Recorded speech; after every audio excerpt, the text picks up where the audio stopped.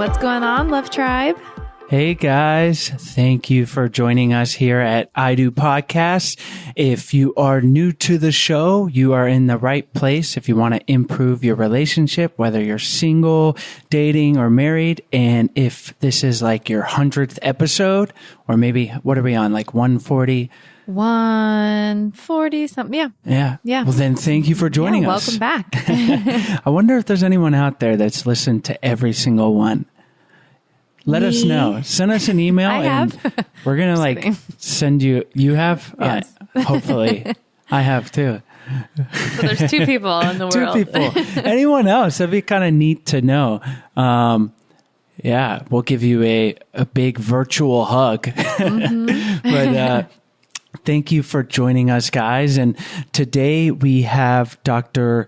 Denise Fournier on the show. And Dr. Denise is a mindfulness-based psychotherapist and coach in Miami, Florida. And through her practice, Evergreen Therapy, she works with individuals and couples using an approach that blends modern research and Eastern philosophy. And today we talk about managing anxiety and how that can improve our relationship. And this is an area that probably all of you guys listening at one time or another feel anxiety in your life. And that can certainly, I know from personal experience, have a negative effect on myself and on my relationship with Sarah. And in particular, talked about this before, but in the beginning of this year, I was super stressed with work and anxious. And it turns out that stress and anxiety are a little bit different. And Denise talks about the distinction and gives us some really great tools for dealing with our anxiety. Yeah, and if you're listening to the show and you're not relating to being an anxious or an uptight person, you should still definitely listen, because I relate as being a pretty calm and mellow person. But when Denise is going over some of the things that your body experiences when you're feeling anxious, so many things went off, oh, I do that, or I'm clenching my jaw, or my shoulders are uptight, or my eyebrows are not relaxed. So definitely, it may not be in a super high level of anxiety, but there are many times where you can probably catch yourself on a daily basis experience anxiety. And there's so many little easy remedies that you can do that Denise talks about that will really be a game changer and be so helpful for you and for your relationship. Yeah, Sarah is definitely a very calm and level person, especially compared to me. But yeah, like she said, no one is, I don't even say perfect, but no one is immune to feeling anxious at one time or another. Unless you've been meditating on the top of a mountain for 10 years, and good for you. And you're probably not listening to this show, but you are probably experiencing some form of anxiety. And it can just be a better way to go through on an individual level with less anxiety, but certainly bringing that into your relationship is going to only benefit the relationship. So check it out. Lots of great tools in today's episode from Dr. Fournier. And as always, we appreciate you guys subscribing to the show, sharing it with your friends and family, writing us, leaving us those 5-star reviews on iTunes. We really enjoy the work that we're doing, because we're just learning right alongside of you and learning a lot of great stuff. And hopefully you guys are too. We hope you guys enjoy today's show.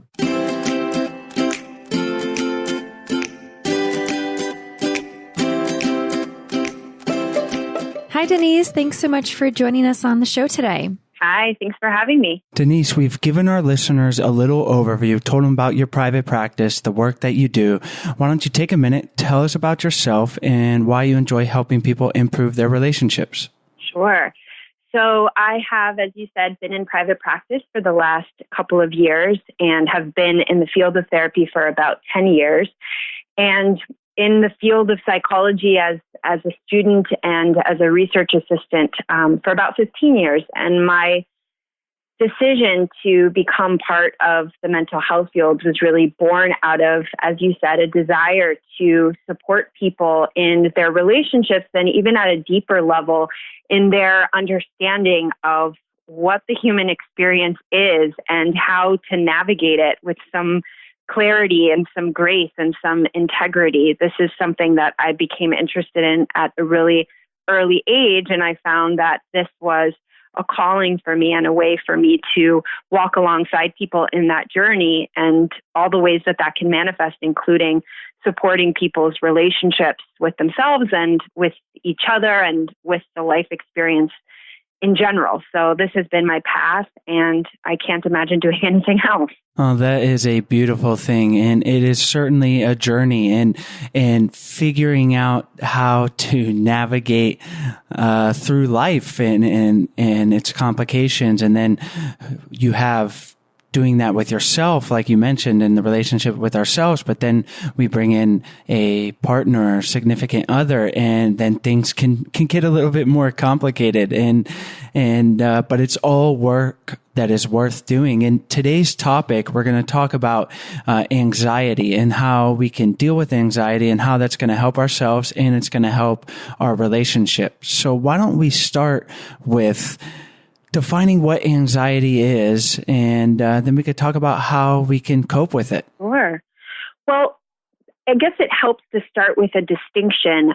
There is, of course, a clinical form of anxiety, which perhaps is the way that many of us tend to think about anxiety or tend to talk about anxiety. There are a number of anxiety disorders, if you will, or diagnoses that people might be ascribed for particular manifestations of anxiety that become barriers to their functioning. So that's one way we talk about anxiety, is in terms of anxiety disorders or panic disorders and things of that nature, where the anxiety becomes so overwhelming that a person might need to take some medication for it or implement certain kinds of things in order to be able to function. And that form of anxiety is not the only form of anxiety. In fact, most of us might not even recognize that we experience anxiety because we tend to think of it only in those sort of terms. Anxiety is really sort of a global experience at any point in our lives. Each and every one of us is likely to experience some form of anxiety, which is really a sense of uneasiness, perhaps preoccupation with the future, sort of thinking about things that are on the horizon, anticipating some negative event in the future, whether it actually pans out or not. This sort of hyper focus on the future or on things that need to be taken care of, on demands that we anticipate needing to meet, and everything that comes along with that, which is usually, like I said, a sense of uneasiness, can even be sort of a sense of dread. It can be associated with excessive thinking.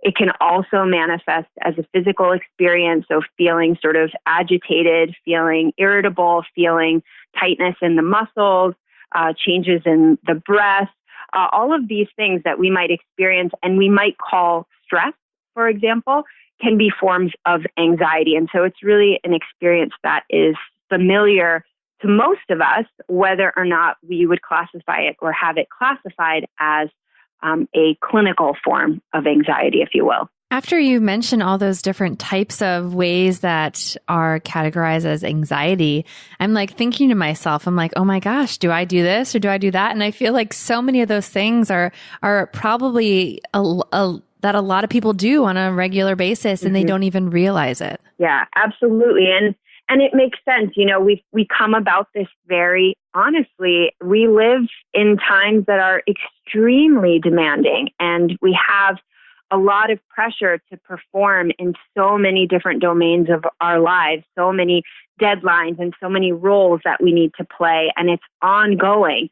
And when we have so much to to be aware of and to be on top of and to be responsible for, then it requires us to sort of be in our heads about it and making sure that we are meeting all of these demands. And naturally, if that's the way our attention is shaped because of the demands that are placed on us, we're bound to feel some of that and we're bound to exhibit some of those signs of anxiety. So we want to talk about how to deal with it, but before we get into that, it's pretty clear that when anxiety is present, when we're thinking about the future, all of these things, it's going to negatively impact ourselves as individuals, but certainly our relationship. Is there anything that we should point out in that regard as far as it affecting the relationship before we talk about how to treat our anxiety? Well, sure. I mean, I'm sure that we'll touch on that as we go in talking about how to manage it, because as you said, it's a personal experience that inevitably impacts our relationships. So if we're experiencing anxiety, are not the only ones who are taking the hit, so to speak, of that, the negative impact of it.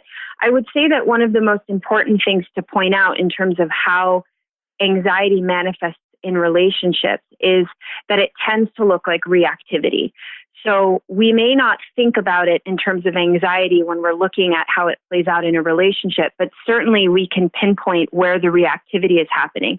And when I say reactivity, I'm talking about having sort of a short fuse, having really low tolerance for things in the relationship, being short with answers or being overly critical, overly demanding, not very receptive, more defensive than usual. All of those things that play out in a relationship are manifestations of anxiety from one or both people. And what tends to happen, and this is why it's so useful to talk about what can we do about it and to even have this conversation about anxiety in general, is that anxiety becomes like this hot potato that, it's so uncomfortable to feel anxiety that we tend to want to discharge that energy. And so we kind of displace it onto the people immediately available to us, usually our intimate partners or our family members.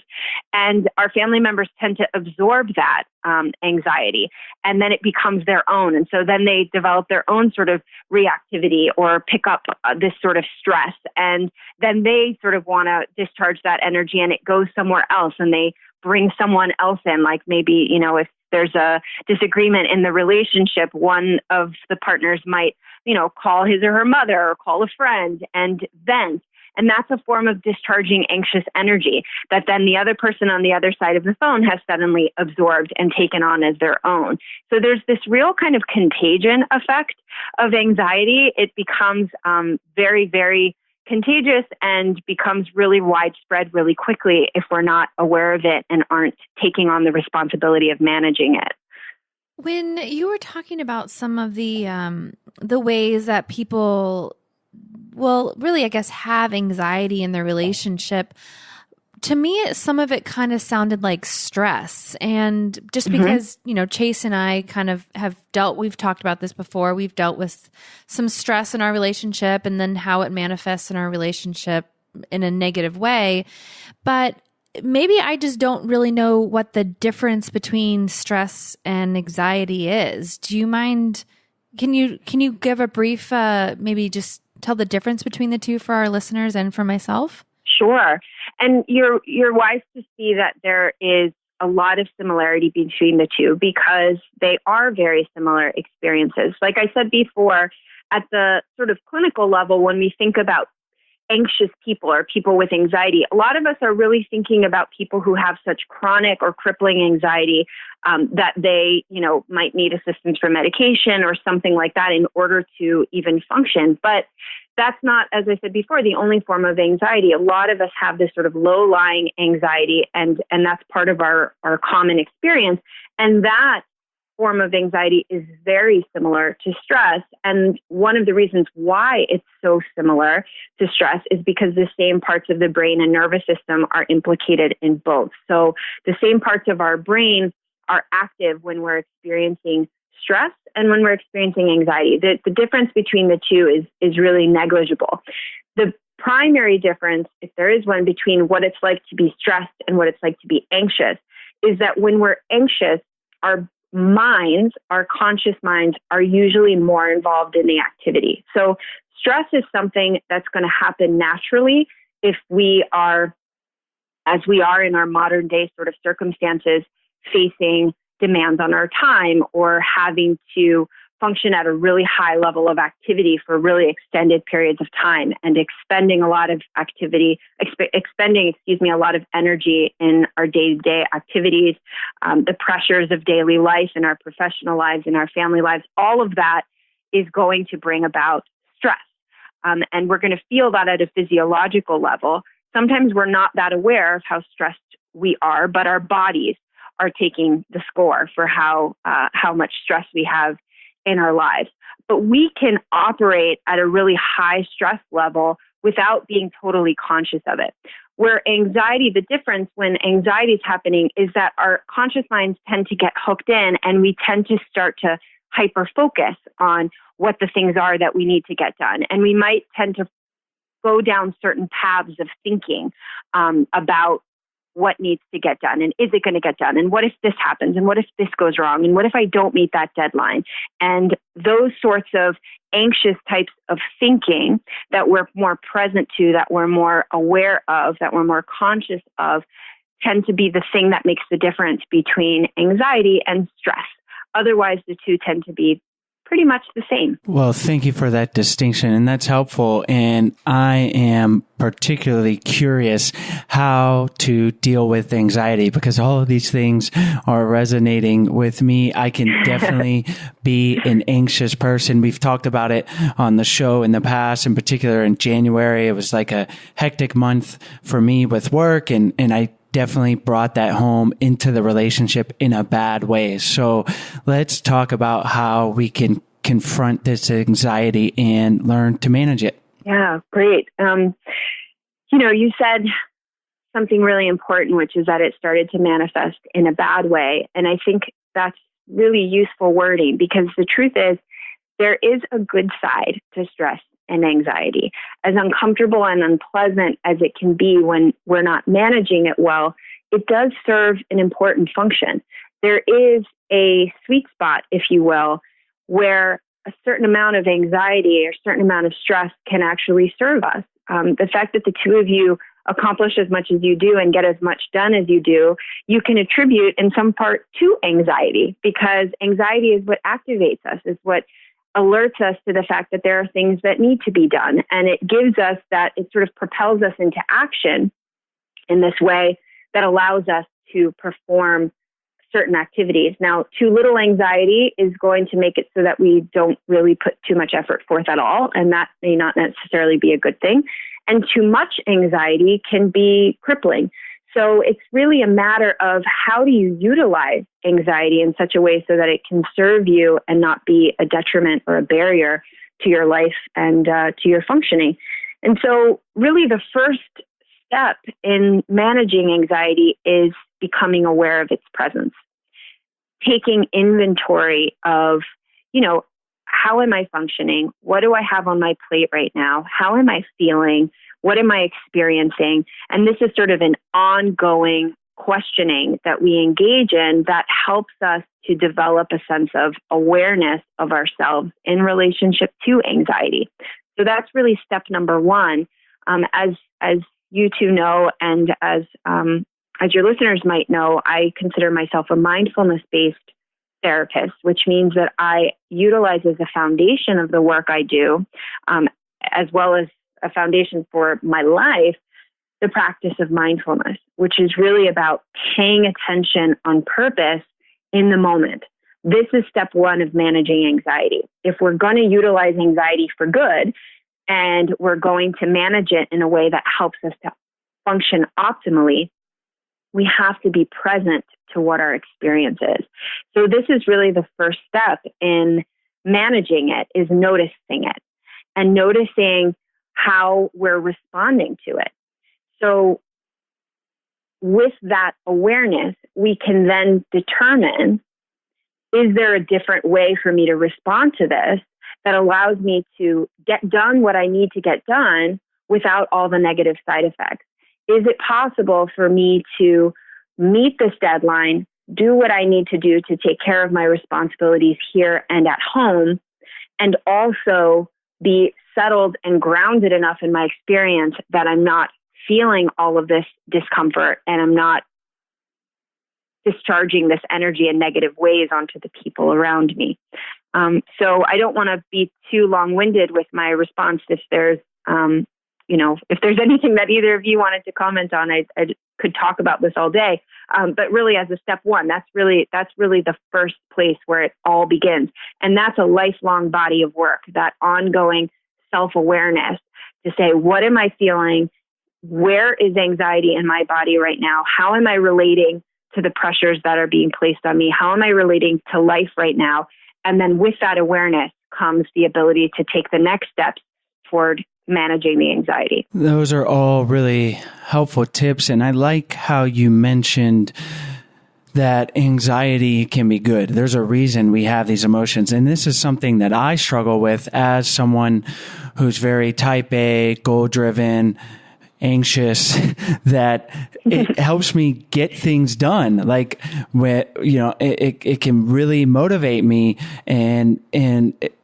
but then it can also be a detriment. So it is important to realize, like you said, being mindful of those feelings and then not completely discarding them and, like we can't have those feelings, but channeling them, like you said, and seeing how we can respond differently to them. So instead of responding with short-temperedness towards your partner, maybe it's like, okay, you're anxious about this project deadline, being aware of it, getting your emotions in check, and then focusing that energy towards getting the job done or whatever it is that you need to do. And easier said than done, but but it's a good distinction. At least for me, it can justify, like, all right, I'm not broken because I have these feelings. There's nothing wrong with me. I just need to learn how to manage them and channel that energy better. Absolutely. And Chase, I love what you said, as you were talking about, how can you utilize this and still perform, and how does that play out in the relationship? Just that awareness could support, just using you as an example, that awareness of what you've got going on, coupled with your desire to really, stay at that high level of achievement and accomplishment and getting things done. If you're aware that this is causing you to feel anxious, and you're present enough to be able to see that clearly, then the likelihood is that you can communicate that to Sarah or to other people in your life and invite them into supporting you, right? So anxiety gives us this sort of sense of urgency that sometimes may not necessarily be appropriate. We may not necessarily need to act immediately. We can actually slow down and sort through our thoughts and say, okay, what do I want to do next? And when we can slow down, then we can see things a little more clearly and see, okay, maybe I don't need to get this all done at once. And maybe I can recruit my partner into supporting me. Maybe I can ask my partner, hey, can you watch the kids tonight so that I can, take care of this manuscript, or I can meet this deadline, or whatever the case may be. That when we are aware, then we can be present. And when we're present, we can slow things down. And when we can slow things down, we can see clearly enough to invite other people into supporting us, instead of just kind of getting into that rigid space where we feel this sense of urgency to get it all done at once and ultimately just burn out and become overwhelmed. So how do we find that perfect middle ground? Are there any things that go on with our body, or with our breathing, or anything like that we can kind of be assigned to us? Okay, this level of anxiety is good, but maybe I need to bring it down a little bit so that I can be more productive in what I'm trying to accomplish. Before we continue on, we're going to take a short break to tell you about our sponsors. So many therapists recommend mindfulness as a way to have a better connection and more passionate and loving relationship with your partner. And one of the ways to achieve this is through yoga and meditation. Yoga Glow is a yoga and meditation website that you can use anywhere. You can practice in your own space, on your own time for just $18 a month. That's less than a single class at most yoga studios. They have thousands of classes at all levels, taught by some of the best teachers in the world. Yoga is more than just touching your toes and stretching. Yoga brings balance. It's empowering, it offers a peaceful state of mind, and it helps eliminate stress you carry with you throughout your day. I need to do it more. I know I get caught up, and I usually do it every morning, but Yoga Glow, I've done it the last couple mornings, and it's really helped me stay on a schedule. Not to mention, research shows how mindfulness significantly benefits our relationships. Get your first 2 weeks of Yoga Glow free when you sign up on yogaglow.com/ido. That's yogaglo.com/ido for 2 weeks free. yogaglow.com/ido. Today's show is also brought to you by the book Lovelands. Lovelands, which is written by a past guest on our show and psychologist Dr. Deborah Campbell, is an easy-to-read guide to creating the relationship in life you most deeply desire. If you've ever wondered why you keep struggling with love and want to make lasting change for the better, Lovelands will show you how to make that change, not just in your relationship, but in every area of your life. I'm deep in the middle of the book right now, and it's eye-opening. Deborah's wisdom from her own love mistakes as well as her client struggles has helped me examine myself and has allowed me to become even more aware of the reasons I get defensive or have poor communication or continue unhelpful patterns. Deborah really just tackles what's at the core of diverse relationship problems and simply tells us what helps and what doesn't. Lovelands is available in hardcover on Amazon and audible.com. Visit idopodcast.com/Lovelands to buy your copy today. That's idopodcast.com/Lovelands. Yeah, absolutely. That's a really great question. Anxiety lives in the body as much as it lives in the mind. So as I said before, there are certain lines of thinking that tend to be associated with anxiety, which, we can talk a little bit about and which are useful to be aware of. But by and large, anxiety is a physical experience. And there are a lot of signs of anxiety that as we become attuned to them can become our signal to, okay, let me tune in and let me take care of myself so that I can get back to that sweet spot and still perform optimally without becoming overwhelmed. So some of those physical signs of anxiety are increased heart rate. That's a big one. Changes in breathing. That's another big one. A lot of us don't realize it, but we're really bad at breathing. We're really, really bad at breathing. We breathe just enough to keep ourselves alive, but not enough to function optimally. And so what tends to happen, particularly, it happens normally, but it tends to happen, especially when we're anxious, is we sort of stop breathing. We're holding our breath. We're not getting the fullness of the breath. We're breathing shallowly. We're breathing just sort of only in the chest, and we're not getting that deep, rich, oxygenating breath that helps us to think clearly and to respond rather than react. So some of the entry points for noticing anxiety in the body are the heart rate, the breath, and the muscles. When we're anxious, we tend to create rigidity in our muscles. We tend to tighten our muscles in particular places. So we might clench our jaw. We might put a lot of pressure behind our eyes. We might sort of like scrunch our eyebrows together and have this really tight muscle tension around that area behind our eyes and around our forehead. We might clench our shoulders and kind of bring our shoulders up to our ears. We might be clenching our thigh muscles. We might be clenching muscles all throughout the body without even realizing that we're doing it and creating this sort of muscle rigidity that later translates into fatigue. Later, our body gets really tired because it's engaged in this sort of tightening, restricting activity all day long. So those are places that we can notice and sort of scan our bodies for on a regular basis.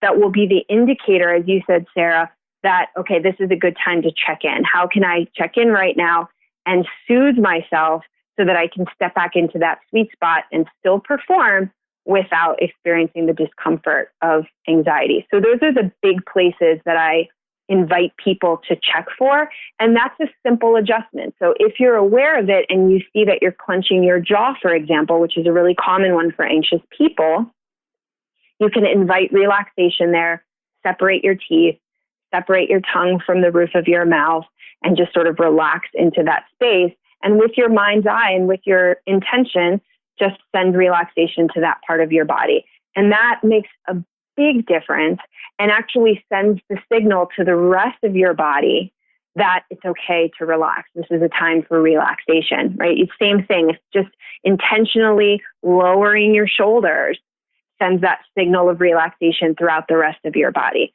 Inviting deeper breaths, which I invite people to do on a regular basis. Set a reminder on your phone to check in with your breath multiple times a day. And when that reminder goes off, take 3 deep belly breaths, filling your belly with air, sending the breath all the way up through your body and inviting that relaxation and also that revitalizing oxygen to your cells, to your organs, that's going to help you to still function in that sweet spot while at the same time relaxing and removing some of that edge of anxiety. Those are really the big ones.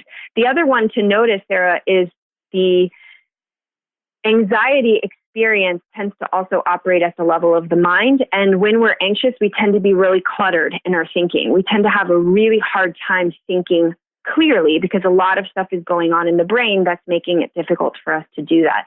So if you notice that your thinking is kind of cluttered or you're not very clear or you're sort of jumbled in your thoughts or your thoughts are racing or there's a lot of like confusion in your experience, that's also a good time to step away from what you're doing and just focus on breathing into the moment, connecting, grounding yourself, taking a moment to yourself and checking in to see how you're doing. It's amazing how our physiological responses to anxiety, the clenching and everything can develop, but in the same way, how we can intentionally create a physiological response, such as breathing deeply to counteract that. And like when we've talked about this before on the podcast, but even while you were talking and talking about breathing, I just took a couple deep breaths in through my nose and it just, you feel better, like immediately. It's like, it's funny because there's so much information these days and oftentimes the simplest answer is going to be the most effective one. And like, you don't need there's, obviously there's no catch-all, but like start with taking a deep breath. It's like the most simple thing. You don't need to buy anything. You can do it right now as I'm talking. And I almost guarantee you are going to feel better. Like it's amazing. It's like, it's like something you see like on a late night infomercial. They could be selling this device that helps you take a deep breath and you'll feel like a new person, but we can do it right now by ourselves. Totally. I love that. It's true. It is the cheapest and most effective remedy for anxiety is breathing. And, there's a sort of shorthand for distinguishing depression from anxiety that I've heard a lot of my colleagues use, and I tend to sort of use it playfully as well. Is depression is the feeling that something bad has happened. Anxiety is the feeling that something bad is about to happen.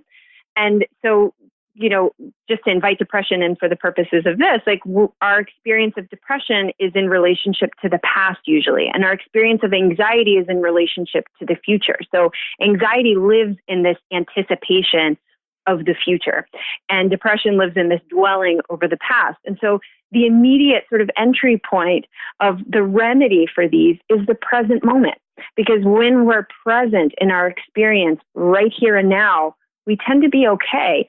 So our breath is this vehicle that brings us into our bodies, into the here and now, into the moment, so that we can be where we're at and be okay. Because most of the time in the present moment, we are okay.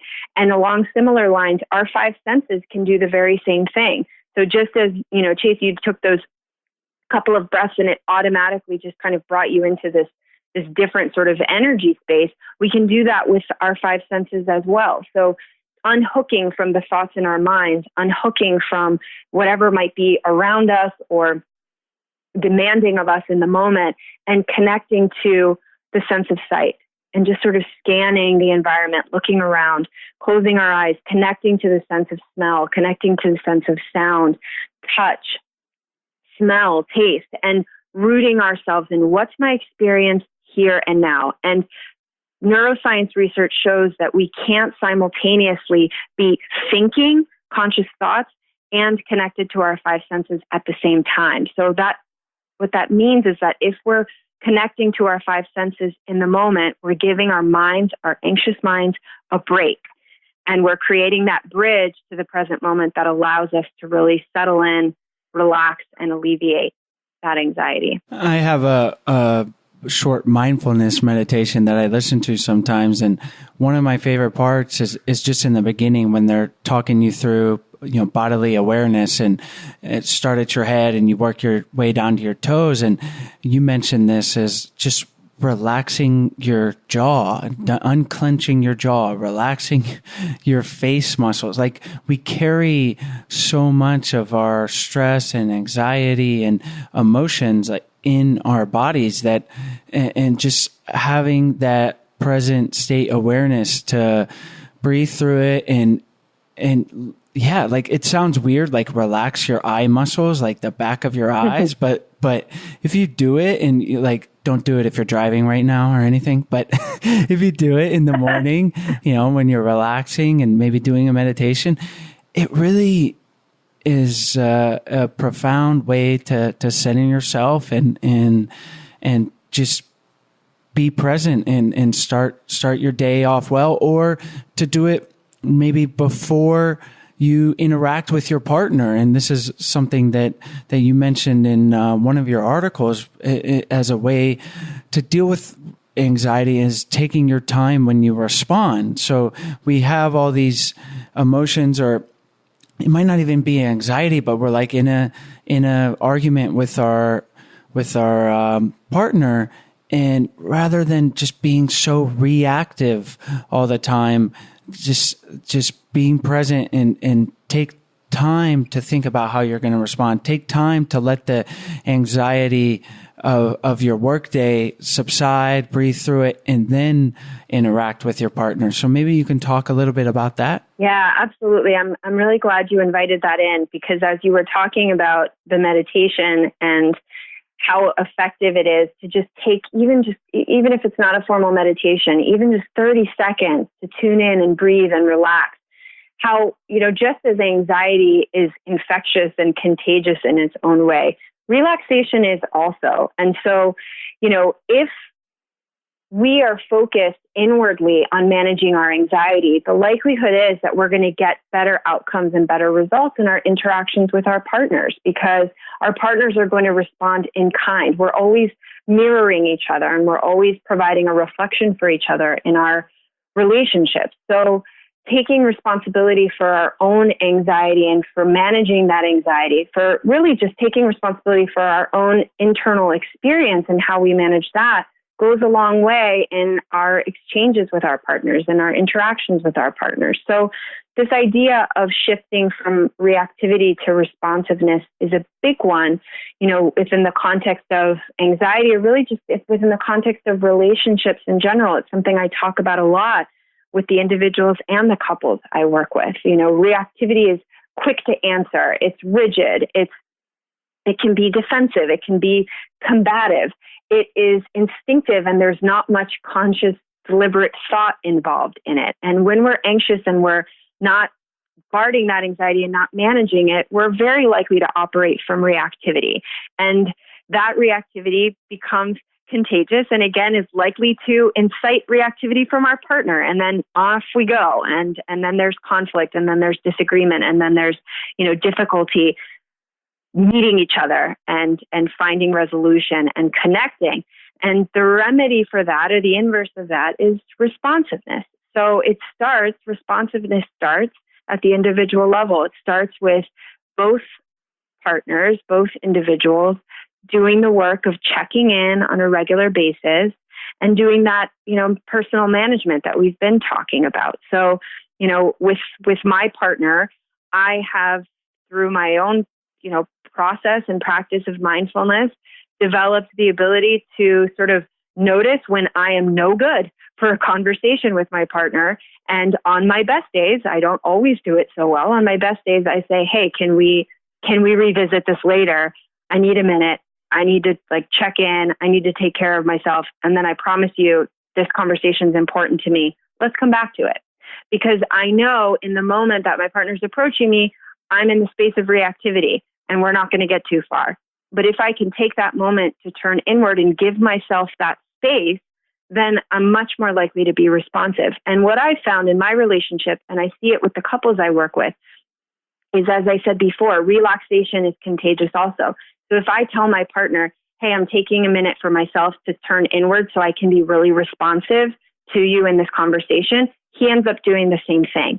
And I see this happen with the couples I work with. When one person says, hey, I need to take a minute for myself so that I can really listen and be present to you and be responsive to you, their partner ends up taking the time to do the same thing, so that when both come together, there's a receptivity and there's a connectivity about the exchange that really supports, conversations happening effectively. And so, that responsiveness shift happens when each person turns inward and takes on the responsibility of self-soothing and centering and grounding, so that when conversations happen or when exchanges happen in the relationship, both individuals are fully present for them and fully receptive. And a lot more can happen by way of conversation and by way of conflict resolution and by way of, connection when both people are holding that space. It's such a valuable shift to be able to go from reactivity to responsiveness. I think in a relationship, I don't want to say this, it's not the single most important thing, but it's something that just personally, if in relationships with everyone, with your kids, with your partner, with your coworkers, siblings, is if we can take that time to be mindfulness and to not react to things just with our emotions, which it's often blind.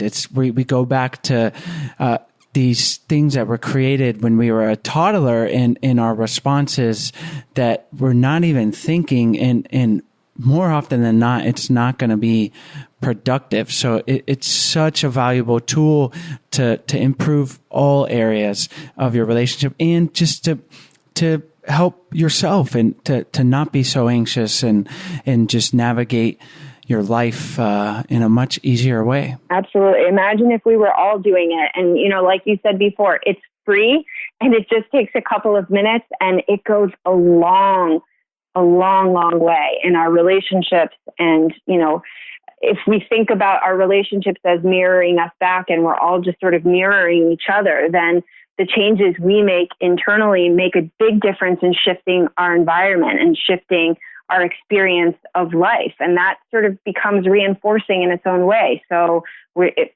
tends to make us want to do it more. And if we all sort of take that on, it can make big changes, even global changes, to not be too grandiose.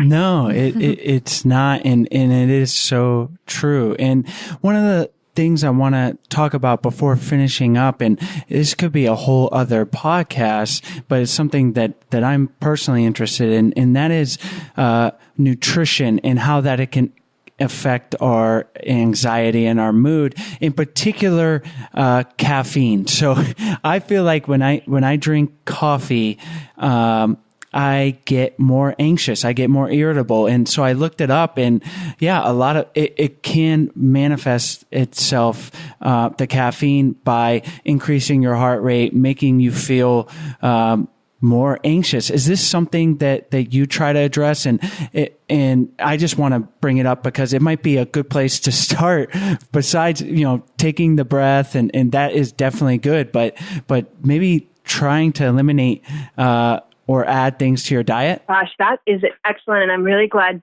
you you brought that up, and I agree completely that this could be a really great entry point.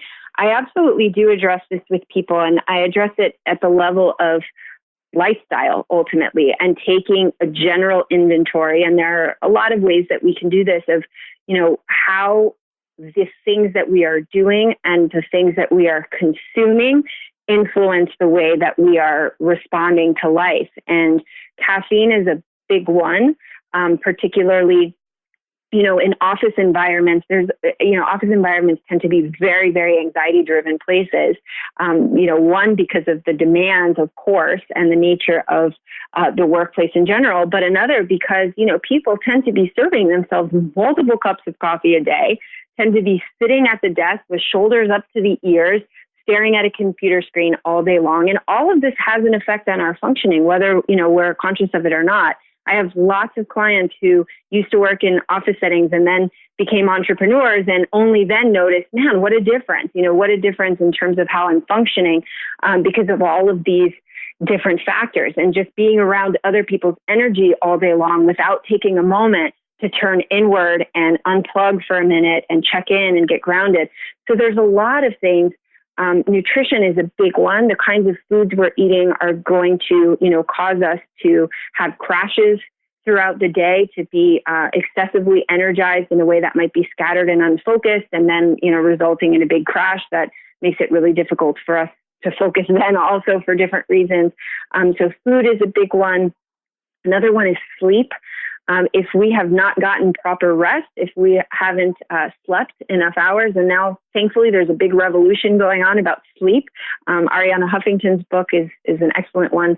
And there are others out there about, how important it is for our brains and our bodies and our nervous systems for us to get adequate sleep, to have a balance between activity and rest.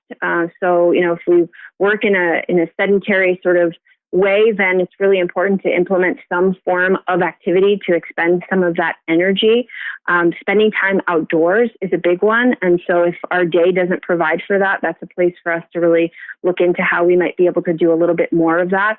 So there are a lot of lifestyle things that absolutely will contribute to either excessive anxiety or a better ability to manage it. And that's a great place to start. So I'm glad you brought that up, Chase. And I agree, that could be its own podcast because it's such a rich and complex topic in and of itself. Yeah, we'll have to have you back on and we'll dive into that. But you've given us a lot of great advice to start with, and even that tidbit on lifestyle. And I do think that's extremely important, because if you are tired and over caffeinated, then dealing with your anxiety is going to be that much harder from a physiological standpoint. So it's certainly a part of this conversation that is important. So we want to thank you so much for coming on the show today, Denise. So why don't we finish up by having you tell our listeners where they can find you online, and then we'll say goodbye. Great.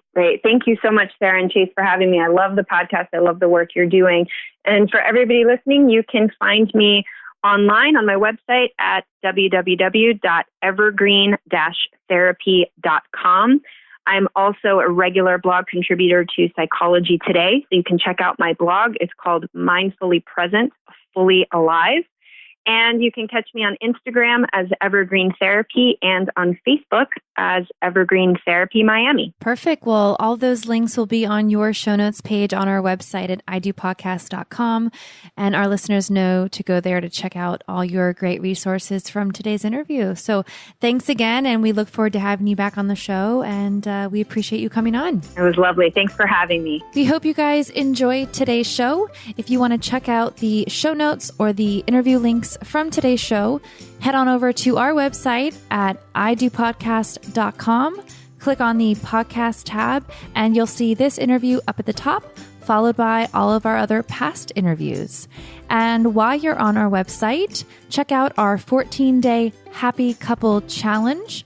We send you a daily email with doable challenges to help strengthen and make your relationship even better. And on our website, we also have a bunch of free resources in the form of downloadable guides and workbooks. So for example, some of the topics include how to cultivate respect in a relationship, how to heal from a bad breakup, step-by-step guides to help couples manage conflict, how to affair-proof your relationship. Those are just a few of the topics that we talk about in these free guides. So if any of those sound interesting to you, you can check those out on our website at idopodcast.com. We hope you guys enjoyed today's show.